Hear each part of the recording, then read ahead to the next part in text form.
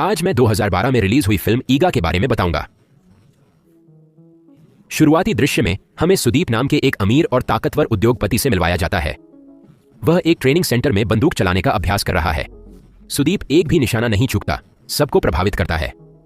प्रशिक्षण के दौरान उसका बिजनेस पार्टनर और दोस्त आदित्य उससे मिलता है। दोनों को कुछ मिनटों में एक जरूरी बिजनेस मीटिंग में जाना है, पर सुदीप को इसकी कोई परवाह नहीं। आदित्य उसे ज्यादा जिम्मेदार बनने को कहता है क्योंकि क्लाइंट मुश्किल है, पर सुदीप अनसुना कर देता है। इसके बजाय वह मैदान की दूसरी तरफ एक युवती के पास जाकर उसे मोहक अंदाज में गोली चलाना सिखाता है। कहीं और बिंदु नाम की एक युवा मिनिएचर आर्टिस्ट एक छोटा सा दिल बनाती है, पर अपने काम से संतुष्ट नहीं होती। बिजली चली जाती है तो वह अपना सामान खिड़की के पास ले जाती है और चांदनी की रोशनी में अपनी छोटी मूर्ति को पूरा करने की कोशिश। नानी बिंदु की पड़ोसी है, जिसे पिछले 2 साल से उस पर क्रश है। बिंदु उसे शायद ही कभी देखती है, पर वो लड़का उसे अपने प्यार में गिराने की कोशिश में लगा रहता है। वो उसे अंधेरे में काम करते देख टॉर्च और एल्यूमिनियम फॉयल से एक मेकशिफ्ट बल्ब बनाता है। से बिंदु खुशी खुशी मूर्ति पूरी कर लेती है, लेकिन काम खत्म होते ही वो बस खिड़की बंद करके सो जाती है। नानी का दोस्त कहता है कि बिंदु ने धन्यवाद भी नहीं कहा, बड़ी रूखी। प्यार में पागल नानी कहता है कि उसने नानी की मदद के लिए ही खिड़की बंद की, वरना वो रात भर इंतजार करता। अगले दिन सुदीप अपनी कंपनी की 3री सालगिरह पर एक खास पार्टी रखता है। उसका एक क्लाइंट जो उसे परेशान कर रहा था, उसे गिफ्ट में एक फाइल देता है। आदित्य हैरान है कि वो आदमी कागजात पर साइन करने को कैसे मान गया, पर उसकी शंका तब आश्चर्य में बदल जाती है जब वो देखता है कि क्लाइंट की बीवी वही औरत है जिसे सुदीप ने गन ट्रेनिंग सेंटर में पटाया था। सुदीप ने अपनी बीवी का इस्तेमाल करके एक क्लाइंट से डील फाइनल कर ली है। इसके बाद बिजनेस पार्टनर्स बार में जाकर ड्रिंक लेते हैं और सफलता का जश्न मनाते हैं। बातचीत से पता चलता है कि सुदीप की दौलत का स्रोत उसकी मरहूम बीवी है, जिसे उसने कुछ साल पहले मार डाला था। तब से उसने उसकी कंपनी पर कब्जा कर लिया है और उसे अपने नाम से चला रहा है। मिनिएचर आर्टिस्ट होने के अलावा बिंदु प्रोजेक्ट 551 नाम का एक एनजीओ भी चलाती है जो बच्चों की शिक्षा को बढ़ावा देता है। प्रोजेक्ट 551 के दफ्तर में गरीब बच्चों के लिए किताबें खरीदने की तैयारी कर रही है, लेकिन संस्था के पास पैसों की कमी है। कोई सुझाव देता है कि बिंदु सुदीप से मिले, क्योंकि उसकी कंपनी किसी नॉन प्रॉफिट संस्था को सपोर्ट करना चाहती है। जब वो उसके ऑफिस में आती है, सुदीप उसे देखकर तुरंत उसकी खूबसूरती से मोहित हो जाता है। वो उसे अपने संगठन के परोपकारी कामों के बारे में बताती है, पर सुदीप उसे घूरने में व्यस्त है।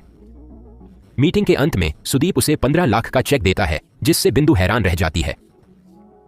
वो धन्यवाद देती है, उसके असली इरादों से अनजान। कुछ दिनों बाद वे पड़ोस के गरीब बच्चों को किताबें और स्टेशनरी बांटते हैं। कार्यक्रम के बाद सुदीप बिंदु को एक शानदार रेस्तरां में लंच के लिए न्योता देता है। जब वे ऑर्डर करने वाले होते हैं, बिंदु को नानी का मैसेज आता है जो उसकी तारीफ कर। वो इधर उधर देखती है और नानी को रेस्तरां के दूसरी तरफ से देखती है।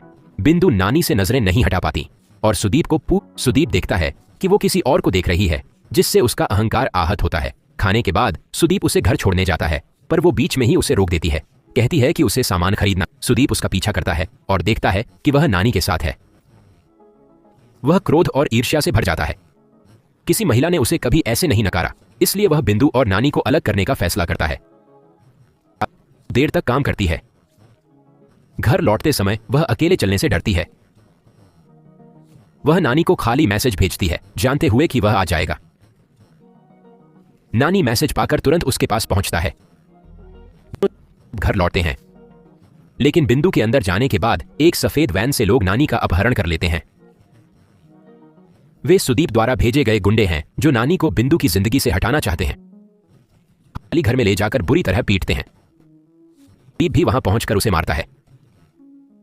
जब नानी को पता चलता है कि यह सब बिंदु के लिए हो रहा है, वह कहता है कि जो बिंदु को नुकसान पहुंचाएगा वह उसे मार देगा। इससे सुदीप और गुस्सा हो जाता है और वह नानी को मार डालता है। तभी बिंदु नानी को फोन करती है कि वह उससे प्यार करती है, पर बहुत देर हो चुकी होती है। कुछ देर बाद नानी के शव से नीली रोशनी निकलती है। उसके एक मक्खी के अंडे में चली जाती है। सुबह उसका शव सड़क पर मिलता है और भ्रष्ट पुलिस इसे दुर्घटना बताती है। बिंदु लाश को एम्बुलेंस में ले जाते देखकर टूट जाती है।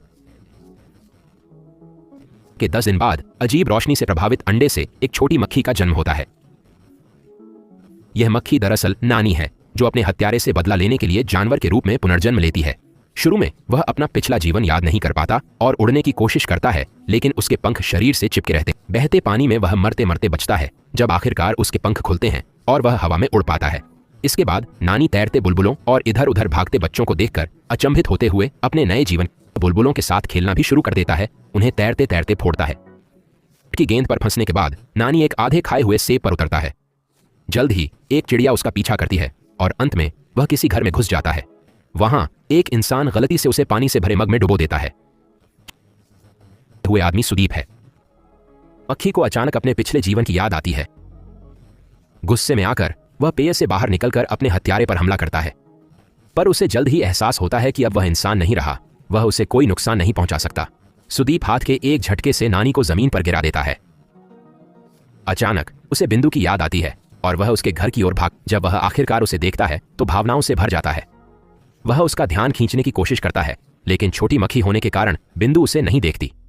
वह अपनी भाभी से नानी के बारे में बात करती है और कहती है कि उसे उसकी बहुत याद आती है। ये सुनकर मक्खी उसका ध्यान पाने के लिए दृढ़ हो जाती है।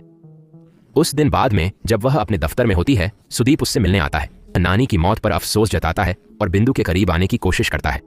मक्खी उसे दूर भगाने के लिए उसके कान में घुस जाती है, अब भी बिंदु की रक्षा करने की कोशिश कर रही। अगले दृश्य में सुदीप एक लकड़ी के स्टीम बाथ में जाता है।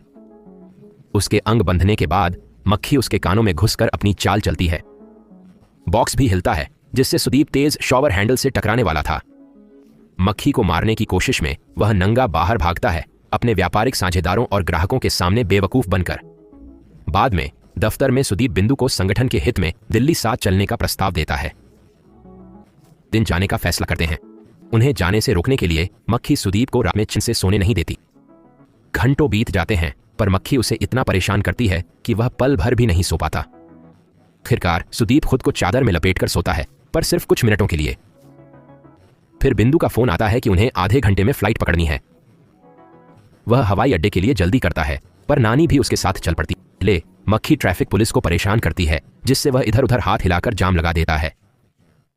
जब सुदीप गाड़ी बदलता है तो मक्खी उसकी आंख पर हमला करती है, जिससे वह दुर्घटनाग्रस्त। जैसे ही सुदीप कार की सीट में फंस जाता है, मक्खी धूल से कांच पर लिखती है, मैं तुम्हें मार डालूंगा। आदमी के बच जाने के बाद वह डर जाता है कि मक्खी उसे मारने आएगी।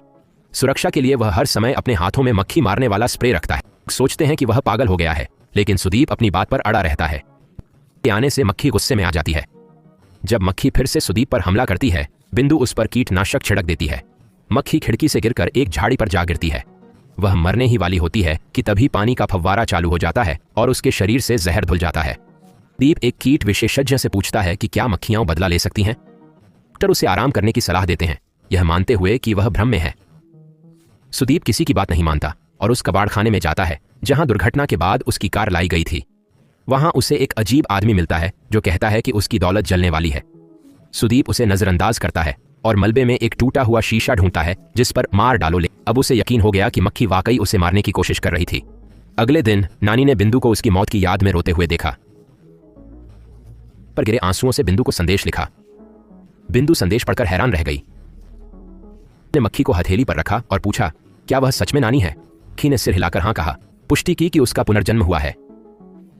मक्खी ने बताया कि सुदीप ने बिंदु के करीब आने के लिए उसे मार डाला। बिंदु सदमे में जम गई। उसने मक्खी पर विश्वास किया और सुदीप से बदला लेने में मदद का वादा किया। लघु कलाकार होने के नाते बिंदु ने मक्खी के लिए छोटे चश्मे बनाए ताकि वह कीटनाशक स्प्रे से बच सके। सुदीप ने अंगरक्षकों को मक्खी खोजने को कहा, पर कोई कामयाब नहीं हुआ। जल्द ही पता चला कि कीटनाशक उस मक्खी पर असर नहीं करते। उसने मक्खी को मारने के कई तरीके आजमाए, पर कोई काम नहीं आया। नानी ने उसके बिस्तर को आग लगा दी। वो उसे मक्खी मारने वाला जहर पिलाता है और रात भर सोने नहीं देता, पर उसे मारने के लिए कुछ खास करना पड़ेगा। तो वो एक चालू तोप में बारूद भरने और सही वक्त पर जलाकर उस आदमी को मारने का फैसला करता है। अगले कुछ दिनों तक बिंदु नानी के लिए बारूद की छोटी बाल्टी भरता है जो वो तोप में डालता है। वे ऐसा बार बार करते हैं और तोप को पूरा भर देते हैं, पर जब एक आदमी तोप के मुंह में टिश्यू पेपर डालता है तो योजना फेल हो जाती है। अगले दिन सुदीप मक्खी को रोकने के लिए कीट प्रूफ शीशे और स्कैनर से अपने घर का नवीनीकरण करता है। इसलिए बिंदु को खुद सुदीप के घर जाना पड़ता है और नानी को अंदर छोड़ना पड़ता है। सुदीप उसे गलत तरीके से छूने की कोशिश करता है, पर मक्खी अपने नए पंजों से उसकी त्वचा में घुसकर उसे पीछे हटने पर मजबूर कर देती है। अगले दिन सुदीप की निवेशकों के साथ एक बहुत जरूरी मीटिंग है जो उसके आने वाले प्रोजेक्ट को फंड करने वाले, पर नींद की कमी और मक्खियों के डर से वो प्रेजेंटेशन के बीच में मक्खी भगाने वाले स्प्रे के बारे में बकवास करने लगता है। इसके अलावा नानी एक निवेशक के सिर पर उतरती है जिससे सुदीप उस पर बर्तन फेंक देता है। इस विनाशकारी बैठक के कारण वे प्रोजेक्ट को फंड देने से मना कर देते हैं, जिससे सुदीप और उसकी कंपनी कर्ज में डूब जाती है। इसके बाद आयकर अधिकारियों को सुदीप के ऑफिस में छिपाए गए काले धन की जानकारी मिल जाती है। वह जल्दी से पैसे को कहीं और भेजने की कोशिश करता है, लेकिन मक्खी की वजह से उसका सारा पैसा जलकर राख हो जाता है, जिससे वह लगभग कंगाल हो जाता है।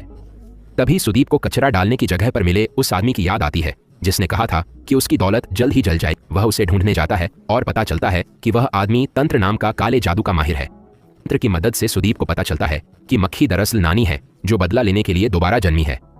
वे एक टोना करते हैं और नानी को पकड़ने के लिए 2 शैतानी पक्षी बनाते हैं। पक्षी घर में मक्खी का पीछा करते हैं, लेकिन वह दोनों को मार देती है। कांच के दरवाजे बंद हो जाते हैं और घर धुएं से भर जाता है। सुदीप और तंत्र घर में फंस जाते हैं, लेकिन आदित्य उन्हें बचा लेता है। सीसीटीवी फुटेज देखकर सुदीप को पता चलता है कि बिंदु ने ही मक्खी को अंदर आने दिया था।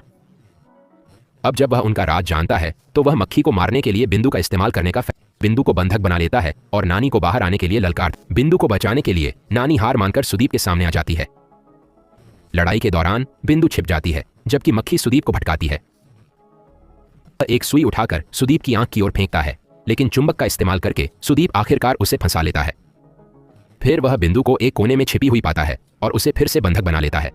इसके बाद वह दोनों का मजाक उड़ाते हुए मक्खी के पंख काट देता है। तभी नानी देखती है कि तोप को रोकने वाली कागज की गेंद गिर गई है, यानी अब वह फिर से चल सकती है। अपनी आखिरी ताकत से मक्खी खुद को बारूद में लपेटकर जलती माचिस की लौ से होकर पहले से भरी तोप में कूद जाती है। गोला सुदीप के शरीर को भेद कर निकल जाता है, जिससे आखिरकार उसकी मौत हो जाती है। यह एक ऑक्सीजन सिलेंडर से भी टकराता है, जिससे भयंकर धमाका होता है और उसका पूरा घर जल जाता है। आखिरी दृश्य में हम बिंदु को काम पर जाते देखते हैं, जब एक आदमी बिल्ली उसे बुलाता है। नानी, जो फिर से मक्खी बन गई है, उस पर सुई से हमला करती है और अपनी वापसी का ऐलान करती है।